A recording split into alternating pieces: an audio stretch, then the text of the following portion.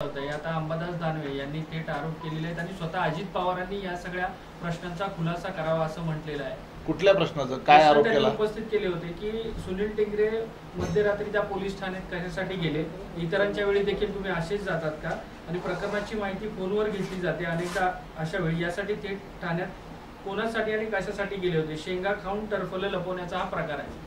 पोलिसांवर दबाव टाकला। हे पहा, शेंगा सकट टरफलं खाणाऱ्यांना असं बोलण्याचा अधिकार नाही। मुद्दा हा आहे की लोकप्रतिनिधीचं त्याच्या मतदारसंघामध्ये जर एखादा अपघात झाला, त्याची माहिती मिळाल्यानंतर ताबडतोब त्या ठिकाणी धाव घेणं हे उलट सकारात्मकतेनं घेतलं पाहिजे। आता तो ॲक्सिडेंट करणारा एका बड्या बापाचा पैसेवाल्याचा मुलगा होता, त्यांनी जो निर्घुणपणे एक प्रकारे दारू पिऊन गाडी चालवली, याच्या संदर्भात त्या संबंधित लोकप्रतिनिधीला माहीत असण्याचं काही कारण आहे का? आपल्याला सर्वांना सुद्धा मीडियामधून ही सगळी माहिती मिळाली ताबडतोब। उलट आणि आमचे आमदार जे आहेत सुनील टिंगरे हे ताबडतोब त्या ठिकाणी घटनास्थळी पोहोचले। उलट त्याच्याकरता त्यांचं अभिनंदन केलं पाहिजे। त्यांनी असं काही सांगितलं का की संबंधित त्या आरोपीला मदत करा? त्यांनी काही न्यायाधीशांना जाऊन सांगितलं का की याला लगेचच जामीन देऊन टाका? त्यामुळे आरोप करताना विचारपूर्वक केला पाहिजे।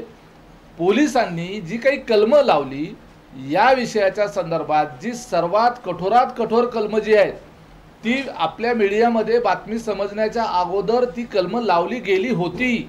उलट न्यायालयानं जे बाल हक्क न्यायालयानं जो काही जामीन दिला आणि जे हास्यास्पद स्वरूपाच्या ज्या काही अटी शर्ती घातल्या त्याच्या संदर्भात रिव्हिजन ॲप्लिकेशन सुद्धा राज्य सरकारच्या वतीनं पोलिसांच्या वतीनं त्या ठिकाणी दाखल केलं जातं आहे।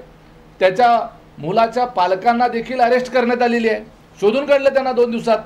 त्यामुळं ॲक्सिडेंट एखादा झालेला जो आहे ती दुर्दैवी घटना आहे। निश्चितपणे या बाबतीमध्ये महाराष्ट्रातली नव्हे संपूर्ण देशातली जनता संवेदनशील आहे। गरीब असो अगर श्रीमंत असो त्याला एकसारखा न्याय मिळाला पाहिजे, याच्याबद्दल दुमत असण्याचं कारण नाही। असाच आरोप विरोधी पक्षनेते वडट्टीवार देखील करतायत। ते म्हणतात की आरोपीला फायदा पोहोचवण्यासाठी पुणे पोलिसांनी तर तपासामध्ये मुद्दाम घोळ केलेला आहे।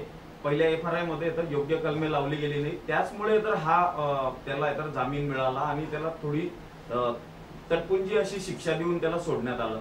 हा वडट्टीवार एक लक्षात घ्या, आपल्या देशामध्ये मायनर्स यांच्याकरता वेगळा कायदा आहे आणि त्याच्याकरता वेगळं न्यायालय देखील आहे। 18 वर्ष पूर्ण नसलेल्या जे कोणी असतात, मुलगा असो मुलगी असो, त्यांना आपण बाल हक्क न्यायालयामध्ये ज्यावेळेला ते एखादा अपराध करतात किंवा त्यांच्या हातून एखादा अपराध घडतो, गुन्हा घडतो, त्यावेळेला त्या न्यायालयाच्या पुढं त्यांना उभं केलं जातं। अपराधाचं स्वरूप कितीही गंभीर असलं तरी तो बाल अपराधी म्हणून तो कन्सिडर आपल्या कायद्याच्या भाषेत केला जातो। दुर्दैवानं त्याचा फायदा या अशा गुन्हेगारांना मिळतो आणि यापूर्वी देखील अशा पद्धतीचा लहान वय असल्याचा फायदा काही अट्टल गुन्हेगारांना देखील झालेला आहे। त्यामुळं याच्या संदर्भामध्ये कायदेशीर पातळीवर त्याच्या कायद्यामध्ये संशोधन होण्याची सुद्धा आवश्यकता आहे, हे देखील या ठिकाणी आपण लक्षात घेतलं पाहिजे। आणि संबंधित जो मायनर आहे त्याला फक्त 4 महिने कमी होते 18 वर्ष पूर्ण व्हायला। त्यामुळं अशा जो काही ग्रे पिरियड आहे 6 महिन्यापेक्षा जर कमी जास्त असेल तर त्या ठिकाणी त्याला मायनर न समजता त्याला आपण ॲडल्ट समजून त्याच्यावरची कारवाई केली पाहिजे, याच्या बाबतीतला आमचा प्रस्ताव आहे, तशी मागणी देखील आहे। पण पोलिसांनी तो तपास केलेला आहे, त्या तपासावरतीच प्रश्नचिन्ह उपस्थित केली जातात, आहे घोळ घातला जातोय, पोलिसांची चौकशी केली जावी अशी समाज माध्यमांपासून ते वेगवेगळ्या सामाजिक संघटना असतील, राजकीय पक्ष असतील, त्यांनी मागणी केली। तुमच्या पक्षाची काय भूमिका? आमची सुद्धा तीच मागणी आहे।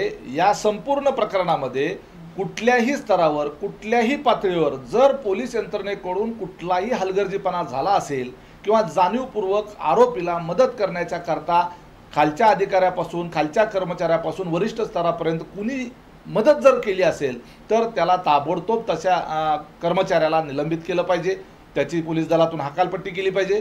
ही देखील आमची राष्ट्रवादी काँग्रेस पक्ष म्हणून मागणी राहील। त्याच्या बाबतीमध्ये आवश्यकता असेल तर या प्रकरणाची वेगळ्यानं पोलिसांमधून कुणी या ठिकाणी त्या संबंधित आरोपीला मदत करण्याचा प्रयत्न केला का याची गृहमंत्र्यांनी चौकशी करता एक वेगळी समिती देखील त्या ठिकाणी नेमावी अशी आमची मागणी राहील।